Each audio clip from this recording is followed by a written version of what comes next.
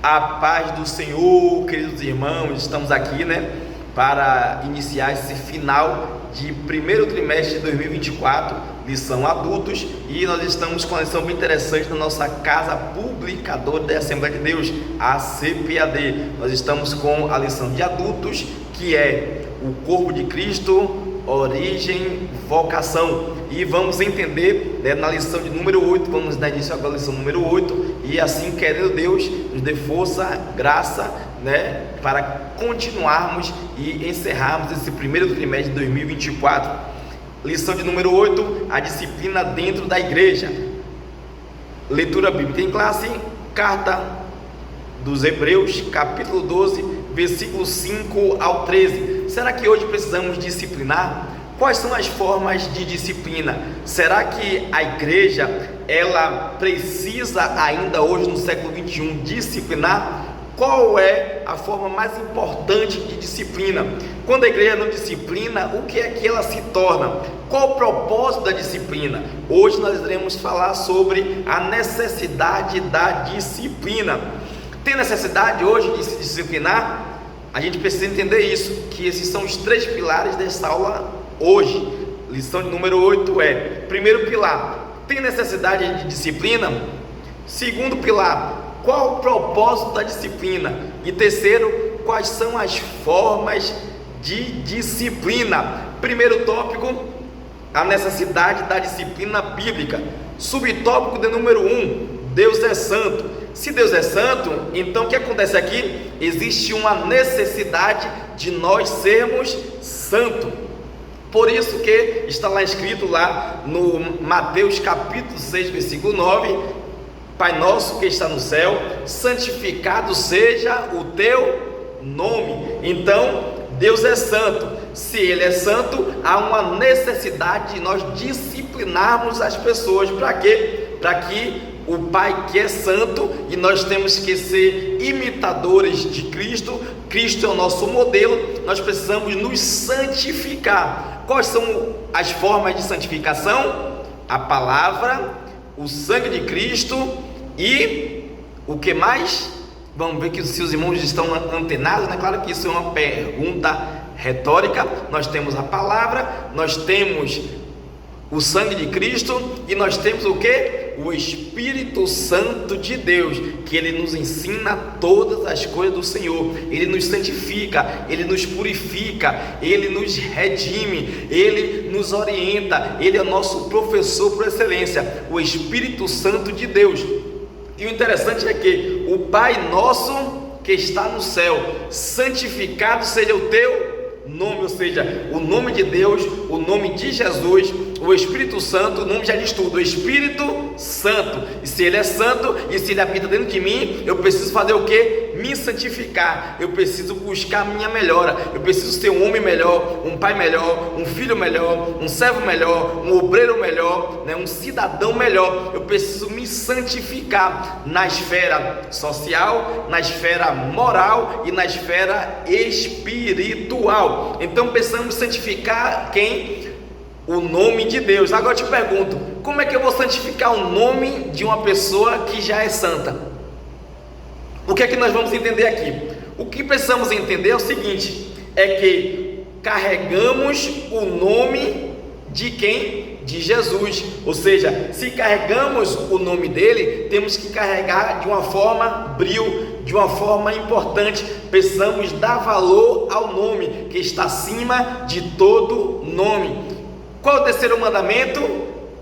Não pronunciarás o nome do teu Deus em vão. Essa é a questão lá do decálogo, E fala sobre o terceiro mandamento. Qual é o terceiro mandamento? Não pronunciarás o nome do teu Deus em vão. Então, se eu não posso tomar o nome de Deus em vão, o nome do Senhor, Ele é o quê? Ele é precioso. Se o nome dele é santo, então eu preciso viver o quê? A altura desse ser que Ele é santo, santo, santo é o Senhor dos Exércitos. Então eu preciso viver a altura desse nome, eu preciso viver a altura de Deus. Ou seja, como é que eu vivo a altura do Senhor? Eu preciso me santificar, eu preciso santificar e honrar este nome que está acima de todo nome, é o nome do Senhor. Então santificado seja o teu nome. O que é santificar? É me separar do uso profano para o uso sagrado, é me santificar para um propósito. Qual o propósito? É glorificar o Senhor, é louvar o Senhor com a minha vida. É por isso que o apóstolo São Paulo ele vai chegar dizendo, diz o seguinte: olha, vocês são cartas vivas abertas ao nosso Deus, ou seja, através da sua vida você dá testemunho do Senhor. Então vocês precisam andar em santidade, vocês precisam andar como é digno aquele que o chamou. Então santificado é o que? Separado, ou seja, separação. Eu tenho que pegar esse nome. Que nome?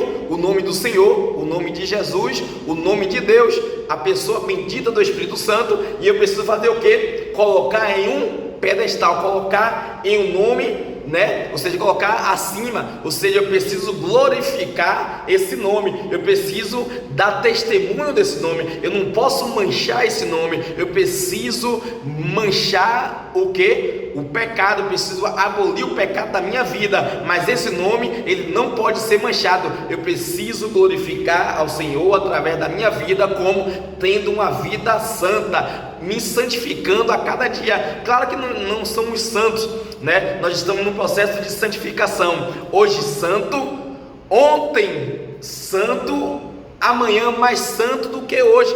Eu preciso me santificar a cada dia de forma progressiva.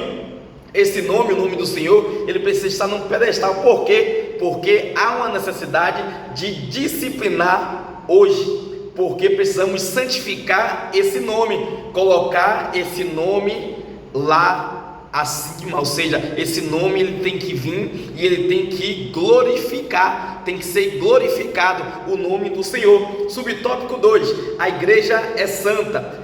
Já entendi que o nome do Senhor é santo. Então, já que o nome do Senhor é santo, agora o que? A igreja que o Senhor Jesus pagou o seu preço, né, de sangue, não foi por prata, ouro, pedras preciosas, que foram resgatadas das vossas vãs maneiras de viver, que foram ensinados pela tradição dos vossos pais, mas sim pelo precioso sangue de Jesus. Jesus é puro, é santo, é imaculado, Ele é Senhor, Ele é Salvador, Ele é Deus. Então, o interessante é que Jesus, Ele é santo. A igreja precisa ser como santa, assim como Ele é, né? Nós precisamos ser santo como o Senhor é. Sejais santos, assim como eu sou santo, diz o Senhor. Segundo subtópico, a igreja é santa. A igreja carrega o nome dele. O nome de quem? O nome de Jesus, o nome do Senhor. Eu não posso manchar esse nome. Isso é uma necessidade na nossa igreja, na nossa comunidade. Que necessidade é essa? É de disciplina. Por quê? Porque eu preciso andar à altura desse nome. E todas as vezes que manchamos o nome, nós precisamos urgentemente ser o que? Disciplinados, porque estamos manchando não o nome de Luiz, o nome de João, de Maria, o nome de Carlos, não, nós estamos sujando o nome de Jesus. Então precisamos ser disciplinados urgentemente. Eu preciso ser disciplinado, nós precisamos ser disciplinados constantemente.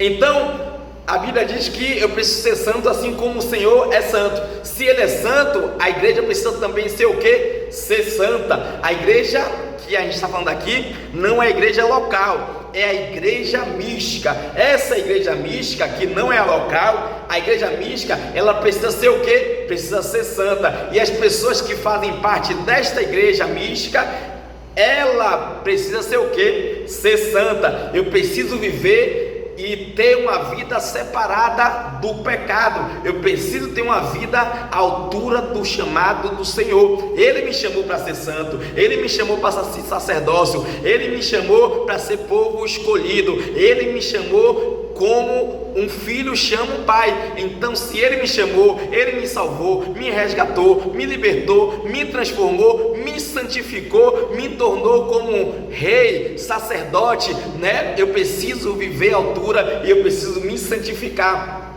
E aqui, como eu estou falando da igreja mística, ou seja, eu preciso ser santo. As pessoas que fazem parte da igreja mística precisam também viver à altura desse chamado. Nós que somos inseridos nessa comunidade, nós precisamos do quê?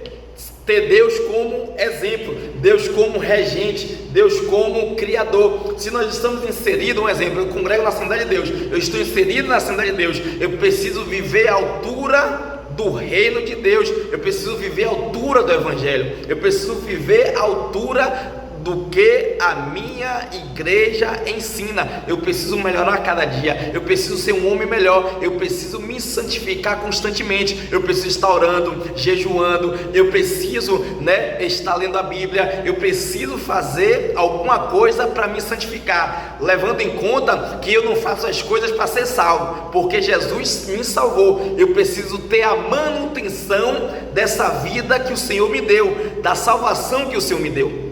Ou seja, não é salvo uma vez, salvo para sempre, independente do que eu faça. Não, eu sou salvo e eu preciso a cada dia fazer o que? Uma manutenção diária da minha vida espiritual. Por quê? Porque se a gente não molha a planta, ela acontece o que com ela? Ela morre. A vida espiritual é assim, eu preciso me alimentar a cada dia, eu preciso orar, eu preciso buscar o Senhor, eu preciso me santificar. Então é assim que eu cumpro o meu chamado e eu vivo à altura do ser que me chamou. E se eu estou inserido na comunidade, o que é que acontece? Eu preciso entender que eu tenho Deus como meu regente, meu criador, meu Senhor.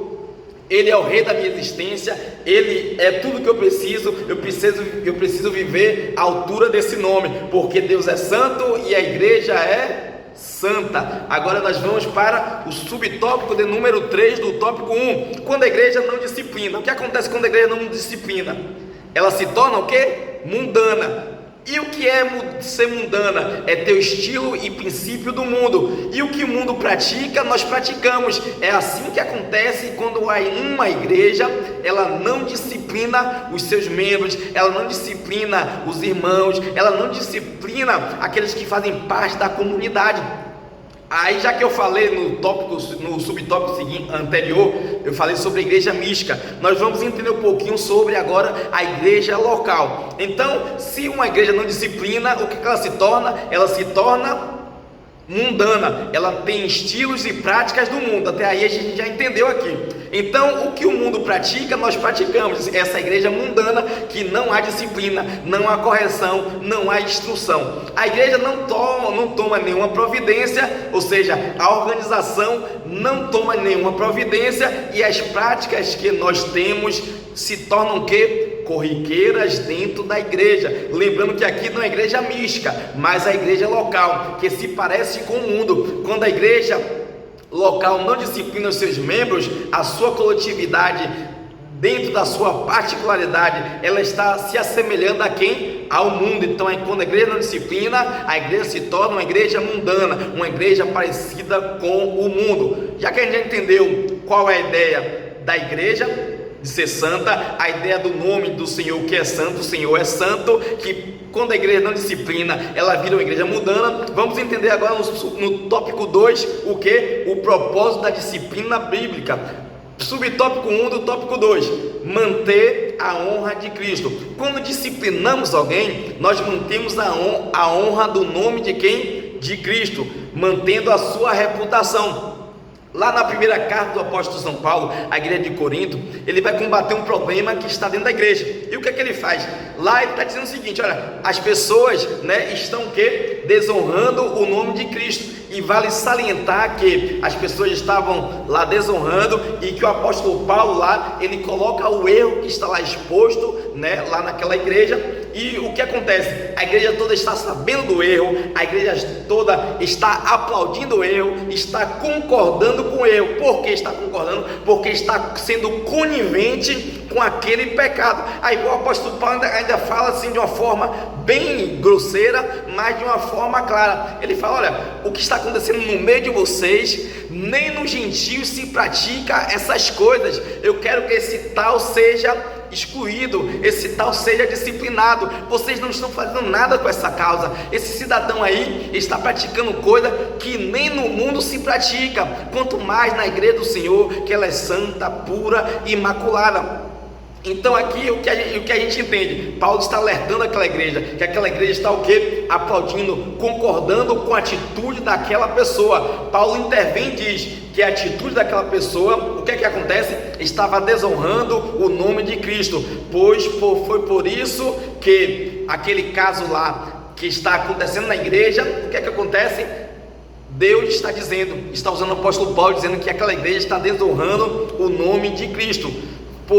Pois isso não foi um erro isolado, isso é uma prática existente dentro de vocês, dentro da igreja. Ou seja, se fosse uma coisa isolada, acontecia um acidente, né, no meio do percurso, né, acontecia uma situação que o irmão errou, o irmão falhou, né, a irmã errou, a irmã falhou, mas é uma coisa corriqueira, uma coisa que está acontecendo, não é de hoje que está acontecendo, já está acontecendo há muito tempo, e ninguém toma providência, ninguém fala nada, ninguém diz nada, e ninguém disciplina essa pessoa. Então vocês estão o quê? Aplaudindo, estão sendo coniventes. Aí Paulo chega e vai dizendo para a igreja de Corinto o seguinte: olha, eu preciso que vocês tomem a decisão, porque o que está acontecendo no meio de vocês, nem no mundo dos gentios se faz isso. E eu preciso que vocês se posicionem, vocês tomem uma decisão. Vocês precisam entender o seguinte, que esse erro aí não é um erro isolado, que aconteceu uma fatalidade, tá, um erro não. Esse erro é corriqueiro, está acontecendo esta prática no meio de vocês, está debaixo dos seus narizes, e vocês não estão tomando nenhuma decisão. É isso que Paulo está alertando. Então o propósito da disciplina é manter a honra de Cristo, manter o nome do Senhor glorificado, honrado. Subtópico de número 2. Qual é o outro propósito da disciplina bíblica? É frear o comportamento pecaminoso. O que vale salientar aqui também é o seguinte, é que estamos falando de comportamento pecaminoso.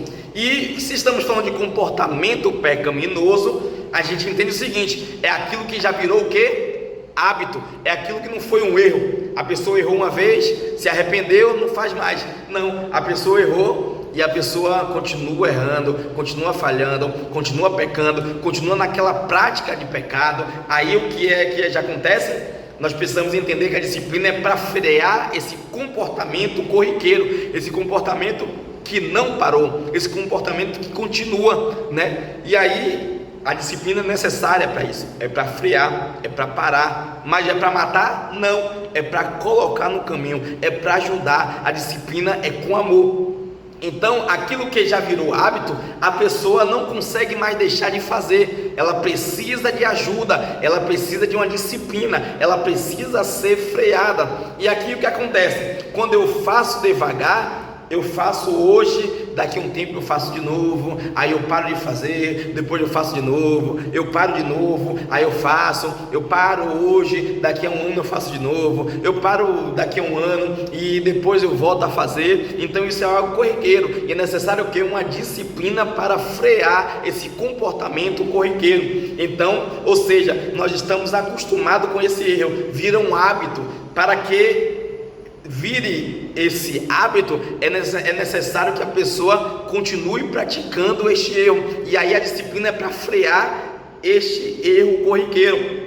Quando temos um hábito pecaminoso, precisamos de um freio, né? Quando o carro está lá em alta velocidade, para parar ele, o que acontece? Só freando, só pisando no freio, né? E aí o que a gente faz? Primeiro, a gente está lá o carro em alta velocidade, na BR, né? A 180 por hora. Aí a gente quer frear de vez, né? E precisa frear. Aí só que tem aquele freio que é com carinho, com amor. O que é que faz? Aí tá na quinta marcha, né? Reduz para quarta, para terceira, né? Para segunda, para primeira, e o carro vai freando devagarzinho. Mas tem aquele freio que é necessário, que é o freio, senão a pessoa vai bater, vai destruir, vai dar perda total. Então é necessário um freio brusco, um freio de vez. Então é necessário uma disciplina, uma correção. Mas essa correção é com amor. Então esse hábito pecaminoso, é necessário um freio. Nos Estados Unidos, quando um jovem, né, um menor infrator, ele comete um erro, uma falha, ele é levado para um teste de realidade. Ele é colocado lá para que ele entenda como é a realidade da vida. E aí muitos daqueles jovens, daqueles adolescentes, eles se arrependem e nunca mais fazem aquela prática, aquele erro que ele cometeu, né, aquela questão daquela infração. Então eu preciso entender que se tornou um hábito, a pessoa não consegue mais se desvencilhar sozinha. ela precisa abandonar aquele erro, abandonar aquela prática. E aí no terceiro subtópico do tópico 2 é o que? Não tolerar a prática do pecado. Não podemos tolerar a prática do pecado. É por isso que lá no livro de Apocalipse, o que é que o anjo da igreja ele é advertido? Olha, eu tenho porém contra ti que tu toleras Jezabel, que se diz ser profetiza, e aí tu toleras. Então vê que é uma advertência ao Senhor, uma advertência do Senhor a quem? A igreja toda, logo de início, primeiro ao anjo da igreja, o responsável da igreja. Olha, eu tenho porém contra ti que tu está em falta aqui, está em débito, tu está tolerando essa situação. É melhor que você não tolere mais essa situação. É melhor você dar um basta, dar um freio, corrigir essa situação antes que vire uma questão corriqueira, um ato pecaminoso, né? Não que é um ato isolado, mas sim já é uma prática contínua, já é uma prática que não é de hoje. Eu preciso que você, anjo da igreja, você tome a decisão, não tolere esse pecado, não tolere essa pessoa, e que você tome essa decisão e ajude a igreja para que a igreja continue crescendo, sendo edificada, e o nome do Senhor vai ser honrado e glorificado. Essa é a palavra do Senhor, essa é a lição bíblica desse domingo, dessa semana, que é a disciplina na igreja. Tópico 3, as formas de disciplina bíblica. Subtópico de número 1, disciplina como modo de correção. O que é correção? É um tratamento de pai para filho. Só é disciplinado aquele que é filho. Um bastardo nunca vai ser disciplinado, porque está escrito lá em Hebreus que Deus ele disciplina aquele que ele ama e trata como filho, e o bastardo ele não disciplina. Então só vai ser disciplinado que ele trata como filho. Então, meu irmão, minha irmã, se você está passando por uma situação, está sendo disciplinada, né, está sendo penalizada, saiba que Deus te ama, Ele não te esqueceu, Ele só está apenas te corrigindo, te tratando, te ensinando, porque Ele te ama e Ele não quer que você padeça com o mundo. É por isso que o apóstolo São Paulo, ele chega lá em Coríntios, e lá na epístola de Coríntios, e lá na cidade, o que é que ele fala lá para os coríntios? Ele chega dizendo lá a respeito: olha, nós estamos aqui, vamos tomar ceia, né? E assim que nós vamos tomar é o seguinte: eu não quero que vocês sejam condenados com o mundo. Então por isso que eu faço isso. Eu amo vocês, eu não quero perder vocês, eu não quero que vocês vá para o inferno, eu não quero que vocês se percam. Então Jesus disse também a respeito disso: olha, o Pai me deste e eu não deixei nenhum se perder, porque tudo que o Pai me confiou está nas minhas mãos. Você está na mão do Senhor, você está na mão de Jesus, e o melhor lugar para se estar é estar nas mãos do Senhor. Então fique calmo, né? Fique em paz, né? Essa disciplina não é para te matar, mas é sim para te colocar no caminho, e Deus te ama, porque é uma relação familiar, é uma relação de abraço, é uma relação de afeto, é uma relação de amor, é uma relação de carinho. Um ser que é santo, que quer que eu e você seja santo, assim como Ele é. Então Ele não quer que você se perca. É uma questão de fraternidade. A correção não tem ideia de espancamento. A ideia de fraternidade é o que? A ideia de amor, a ideia de abraço, a ideia de estar junto. Então Deus está contigo nessa luta, Deus está contigo nessa correção, Deus está contigo nessa disciplina. Então disciplina não é espancamento, correção não é aceitamento. A ideia da correção é tratar um erro para que esse erro ele não vire um comportamento. Então um hábito ele fica o que? Mais difícil de lidar se a pessoa comete o erro e continua na prática do pecado. Nós somos salvos e não andamos na prática do pecado, não abrigamos pecadinho de estimação. Nós cometemos erros, falhas, nós falhamos, erramos, porque não somos perfeitos. E quando nós estamos aqui nessa terra, nós estamos em questão de o que? Santificação progressiva. Precisamos nos santificar a cada dia. Os dias são maus, a luta é grande, mas a vitória é certa, em nome de Jesus. Louvado seja o nome do Senhor. Segundo subtópico do tópico 3, a disciplina como a forma de restauração. A ideia da restauração, a ideia da correção da disciplina é o que? É reconduzir ao caminho, é fazer com que a disciplina restaure as pessoas. A pessoa ela só é restaurada, ela só volta para o caminho se ela for disciplinada. Então essa disciplina aqui não é para matar. Qual a ideia de disciplina? Qual a ideia de reforma? Reforma é trazer o que? A forma que era. Ou seja, a disciplina é a ideia de você o quê? Trazer aquela pessoa de volta, aquela pessoa para o bom e velho caminho. E como fazemos isso? Reconduzindo a pessoa ao bom e velho caminho. Precisamos ter amor, precisamos ter paciência, precisamos cuidar dessa pessoa. Nunca tem a ideia de abandono, nunca tem a ideia de deixar lá à toa. Disciplinou e larga lá. Não, tem a ideia de disciplinar e estar colado, estar junto, estar abraçado, né? Estar lá restaurando aquela vida, estar próximo. Então demanda o que? Demanda tempo, demanda persistência. Disciplina é uma questão solidária, disciplina é uma questão solitária também. Disciplina é uma questão de amor, é uma questão de abraço, é uma questão de constância. Eu não disciplino alguém da noite para o dia. Por quê? Porque não podemos associar a disciplina ao sistema carcerário.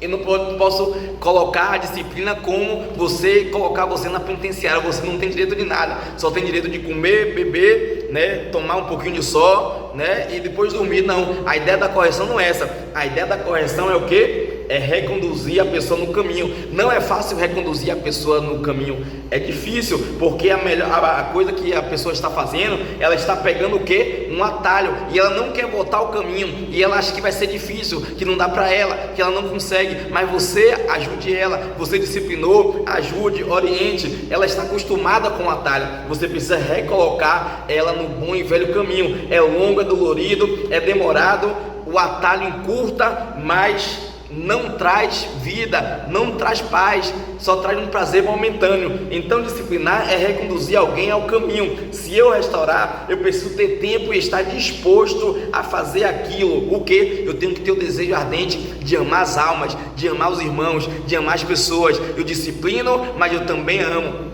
Eu disciplino, mas eu abraço. Tem a questão, né, como um velho pastor, um amigo meu, que sempre dizia, né, eu preciso dar o mel e eu preciso também dar o fel. Eu preciso também, na hora certa, abençoar, na hora certa ajudar, elogiar, mas também eu preciso corrigir, eu preciso apertar, eu preciso colocar a pessoa no caminho, reconduzir no caminho. Então eu preciso ter esses dois lados, né? Também tem a questão do policial bom e do policial mau, né?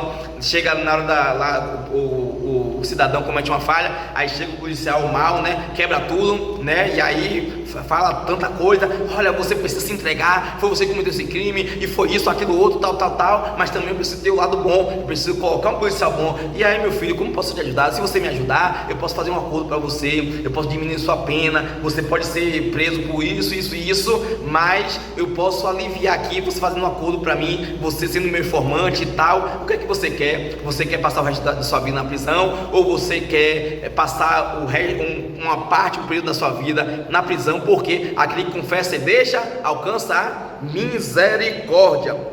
Subtópico 3 do tópico 3. A disciplina como modo de exclusão. Não somos nós que excluímos. Por quê? Porque é a própria pessoa que se exclui. Não somos nós que excluímos. Não excluímos as pessoas que se excluem. Por quê? Porque a pessoa não quer ser reconduzida ao bom e velho caminho. Ela não aceita a correção, ela não aceita ser reconduzida, ela não aceita retornar. É uma escolha própria dela. Eu não quero retornar ao bom e velho caminho, eu quero tomar o quê? Atalhos. Eu não quero estar aqui. Eu quero praticar as coisas que eu quero, na hora que eu quero. Eu não quero ser a pessoa que eu era antes. Então a ideia da igreja, que a igreja faz, a igreja não exclui, irmãos. A igreja não exclui ninguém. A igreja ama, a igreja abraça, a igreja apoia, a igreja ajuda. A minha igreja, como na igreja Assembleia de Deus, e minha igreja é uma igreja amorosa. Minha igreja ama, cuida, né? Claro que nós não somos perfeitos, né? Ninguém é perfeito. E não existe igreja perfeita. Mas dentro do possível, nós tentamos praticar a justiça, né? Claro que nossa justiça são como um trapo de imundícia. Nós julgamos às vezes de forma errada, às vezes nós julgamos de forma precipitada, às vezes nós não temos paciência para cuidar das pessoas, que as pessoas cometem uma falha, um erro isolado, e às vezes nós achamos que a pessoa já está no hábito. Então precisamos ter cuidado com isso, né? Eu costumo dizer que nós somos o povo que mais ganha pessoas para Cristo, mas também nós somos o maior povo que também exclui as pessoas. E essa exclusão aqui, as pessoas querem ser excluídas, mas de forma assim, colocando, né? Claro que eu estou assumindo a minha fala, estou dizendo, né? Eu, Arnold Luiz, às vezes nós excluímos as pessoas do nosso convívio, mas as pessoas também, elas se excluem. Como assim? Às vezes nós ganhamos as pessoas para Jesus e às vezes nós expulsamos as pessoas para Jesus. Por quê? Porque às vezes nós não damos a disciplina corretiva, nós não damos a disciplina que ela é, de certa forma, ajudadora. Que disciplina é essa? A disciplina corretiva, a disciplina que corrige a pessoa. Disciplina corretiva, formativa. Nós damos a disciplina castradora, aquela que a gente destrói, aquela que é cirúrgica, aquela que acaba de vez com a pessoa. Então precisamos amar as pessoas, e as pessoas elas se excluem por quê? Porque ela não quer se submeter à comunidade, não quer se submeter às autoridades. A igreja, meu irmão, é um grande hospital onde as pessoas são amadas, restauradas e colocadas no bom e velho caminho. Claro que não é de forma perfeita, mas nós fazemos muito mais do que o governo faz, fazemos muito mais do que a sociedade faz, que a sociedade é hipócrita. A igreja do Senhor Jesus Cristo, ela tem o maior trabalho social do mundo. Nós estamos nas cadeias, nós estamos nos presídios, nós estamos nas comunidades lá, ribeirinhas, nós estamos em todos os lugares. Onde você tiver um beco, uma viela, onde você estiver em qualquer lugar que esteja em situação de crise, tem uma igreja, tem uma Assembleia de Deus. Nós somos o maior hospital que agrega, que salva, pessoas do tráfico, pessoas das drogas, da prostituição. Nós somos um hospital e nós crentes, nós somos grandes enfermeiros. Então a ideia aqui é a gente ajudar, a gente restaurar as pessoas, para que as pessoas ajudem, e essa ajuda é de forma coletiva. A igreja não faz tudo sozinha, ela precisa de um líder, precisa de orientador. Tem Deus como cabeça, criador, tem um pastor que é o anjo da igreja, e nós de forma coletiva precisamos ajudar o nosso pastor, precisamos ajudar as pessoas que estão na autoridade em nosso meio. E é interessante, vou encerrar agora, como o barulho dos maus é pelo silêncio dos bons. Que o nosso Deus nos ajude. Até semana que vem, querendo Deus.